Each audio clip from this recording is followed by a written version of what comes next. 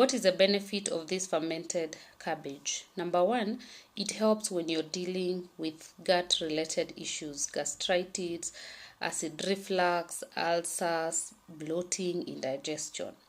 Number two, it gives you the good gut bacteria. This good gut bacteria, they do the final breakdown of food, absorption of nutrients, they protect from toxins, they protect you from toxins, they make the iron and B vitamins, those ones that help in your HB levels. And also something else that these good bacteria do, they improve your mental health. They produce the neurotransmitters that are transported to your brain to make sure you're able to deal with things like depression and anxiety and such kind of stuff. Something else, the fermented cabbage are among the foods that have the highest levels of vitamin C. Vitamin C helps in healing, improving your immunity, and making sure you do not get these two infections, homa, the colds, and all that. Something else, if someone has arthritis and their calcium levels are not where they need to be, the fermented cabbages have vitamin K2, which moves the calcium from the soft tissues and from the bloodstream and takes it into the bones where they are required. So if someone is dealing with that, that one can help.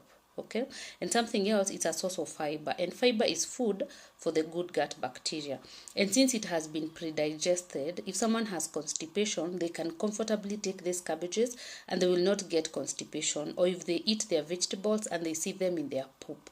So with the fermented cabbages, because they are halfway digested by the bacteria, it is a lot easier for them to consume. So if you have constipation, gastritis, those gut issues, you take those fermented cabbage, of course, combined with a change in your diet and in your lifestyle. Okay.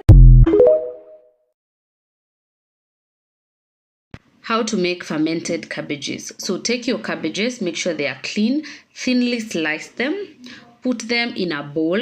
Pick some salt, the same amount you would if you were cooking, or slightly less because you don't want it to be so bitter. Slightly less, sprinkle it on the cabbages. Using your hands, massage it thoroughly for about 3 to 5 minutes. So you make sure you massage it, massage it, massage it. You want to break the cell walls.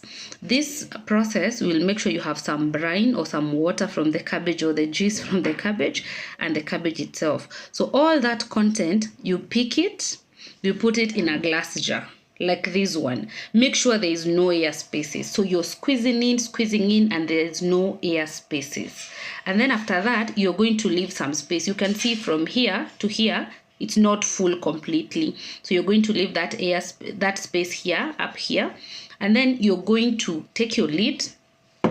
So let's say it was this one. You take your lid, make sure it's airtight nicely. Then you put it aside for 7 to 10 days. But every day, like after 2 days, you come, you loosen the lid a little bit, just like that, and then you lock it. That allows you to release the air, and then you put it away until 7 days or 10 days are over, depending on how you like your cabbages. If you love them very sour, S-O-U-R, if you love them that way, you can wait for the 10 days. If you don't love them that way, you can do the 7 days. If it's your first time, you can try with 7 days and see how it's going to happen. Once it's ready, let's say like these cabbages, these ones are ready. Now I'll put it in the fridge. I put it in the fridge, then I can be consuming about 2 or 3 tablespoons in the morning hours. That would be the good time. Or even when I am eating, I can start with this.